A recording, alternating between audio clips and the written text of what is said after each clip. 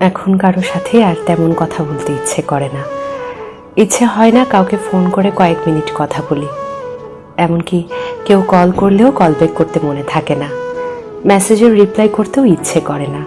যাদের সঙ্গে কথা না বললেই নয়, তাদের সঙ্গেও দু একটু কথা বললেও সব বিষয় নিয়ে কথা বলতে ইচ্ছে হয় না। মন খারাপ, সমস্যা কোনোটাই কাউকে বলতে ভালো লাগে না। এসবের জন্যে আমি দুঃখিত। শুধু ভালো লাগে সারাদিন নিজের মতন থাকতে। ব্যস্ত থাকি বা না থাকি, তবু নিজের সঙ্গটাই মাত্রাতিরিক্ত প্রিয় হয়ে উঠেছে। যেই সঙ্গীহীনতায় একটা সময় আমার মন খারাপ হতো, মনে হতো আমিই যেন দুনিয়ার সবচেয়ে একলা অসহায় মানুষ। সেই খারাপ লাগা, সে একাকিত্ব আজ যেন সব থেকে বেশি প্রিয় হয়ে উঠেছে।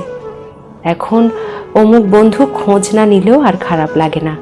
কেউ ভুল বুঝলেও নিজেকে আর প্রমাণ করতে ভালো লাগে না।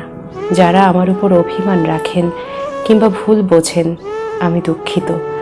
আমি নিজের ইচ্ছের বিরুদ্ধে কারো সাথে কথা বা সম্পর্ক কোনোটাই আপাতত রাখতে পারছি না।